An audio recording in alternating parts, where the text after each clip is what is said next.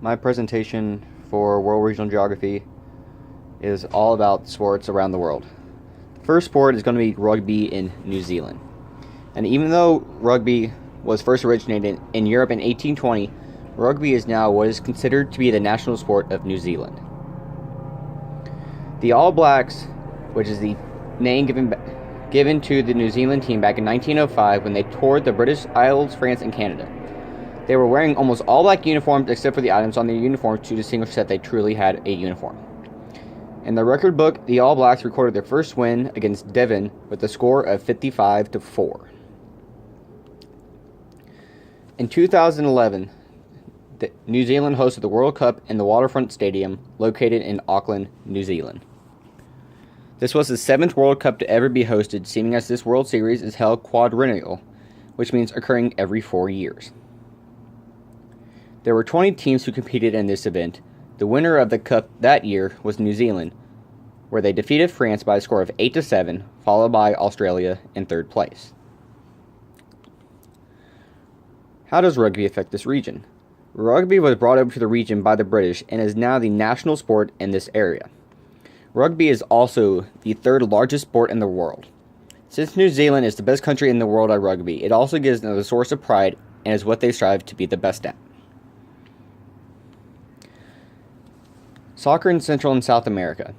Brought into Central and South America by the Europeans back in the 1800s, soccer is the biggest sport to be played in this region and is also the #1 sport in the world. Some of the best countries to play soccer in this region and in the world are Brazil and Argentina. The World Cup is the most elite cup to win in soccer. Founded in 1930, teams from around the world compete in this prestigious cup every 4 years. And speaking of Brazil and Argentina, Brazil has won the most cups, having 5, and has the most points with 227 since it was first founded, and Argentina is 4th all-time in points with 140. Soccer affects this region because, according to Carlos Ray Stoneham, it has become intertwined with Latin American culture as a common interest for people of all races, origins, and cultures in Latin America. Some of the sports in Europe are included but not, some of the sports in Europe included but are not limited to cricket, hockey, volleyball, soccer, otherwise known as football. So cricket in the UK.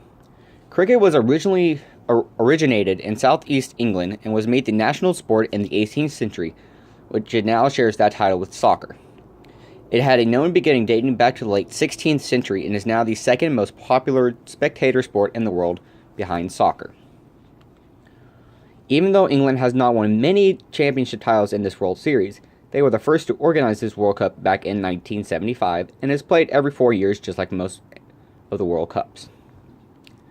Cricket is important to England because it is the national pastime of England since it dated back to the 16th century and has been the national sport of England for centuries to come.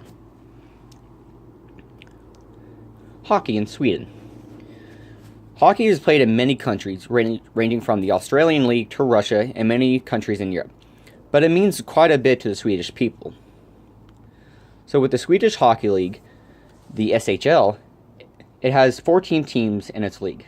The most recent winner of the league is the team HV71, and they have won their 5th title since the league was founded in 1975.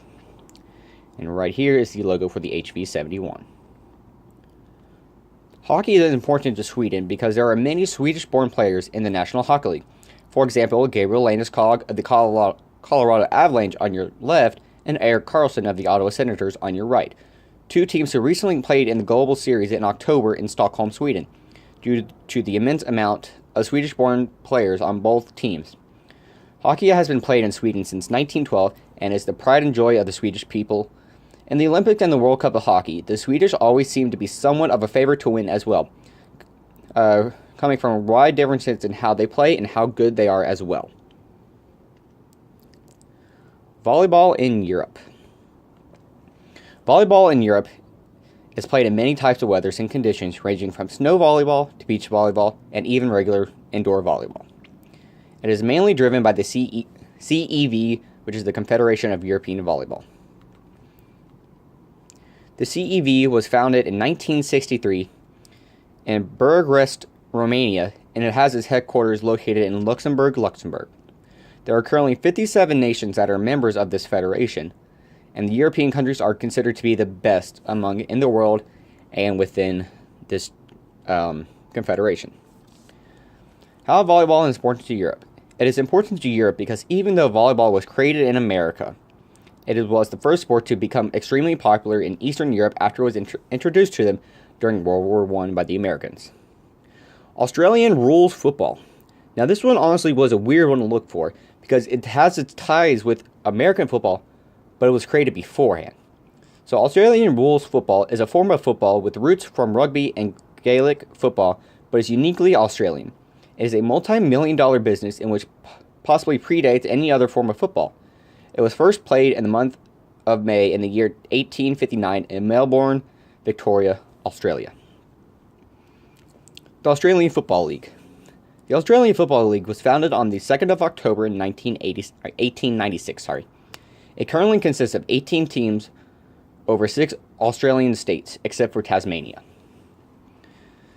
This sport is important to Australia because this is the one true sport where Australia has its own ties and it is unique to their culture. So now on to sports in Asia. Just like in every country and continents around the world, Asia is home to many sports.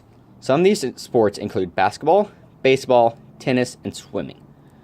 But today I'm going to be talking about, as you can see, baseball and table tennis. Baseball in Japan.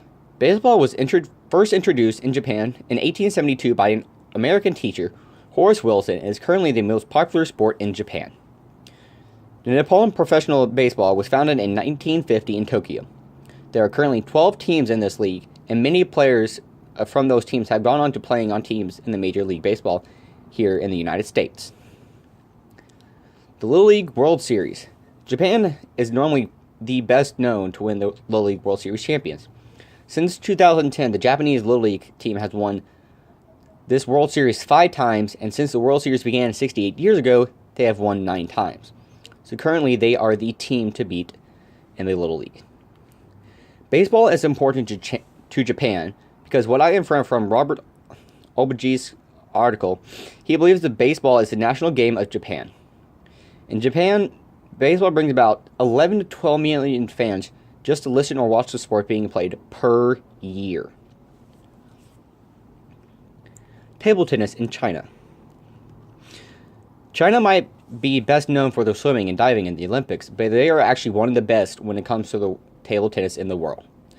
The Chinese men's team has won nearly 60% of the world championships since it first started back in 1959, and their women's team have won all but 2 titles since 1971. The Chinese Olympics table tennis team. And the 2008 Beijing Olympics, the 2012 London Olympics, and the 2016 Rio Olympics, China won all possible gold medals within the event, showing that they are truly the best when it comes to table tennis. Table tennis is considered to be the national sport of China, where Chairman Mao declared it the national sport in the 1950s. Even though it is an amateur recreational sport, there are an estimated 300 million Chinese citizens who play table tennis, which is the biggest sport to be played in China. Now on to Africa. This one was seemingly easy considering Usain Bolt. So with Usain Bolt comes the athletics. Like in every other country in the world, the most popular sport in Africa is soccer. But in Africa, they are also known for being some of the best in athletics, especially Kenya and Ethiopia, and is home to one of the greatest sprinters of all time, Usain Bolt. Usain Bolt, who is now a retired sprinter, is the most noticeable runner from the continent of Africa in the world at the Olympic Games. Holding records in 3 events, he turned professional in 2004 and is probably the greatest sprinter of all time. He retired after his last race in the 2017 World Championships, falling to the American sprinter Justin Gatlin. And with Ethiopia and Kenya in the Olympics, according to Wilbur R.L., Kenya and Ethiopia have dominated the middle and long distance in athletics since the 1968 Mexico City Olympics.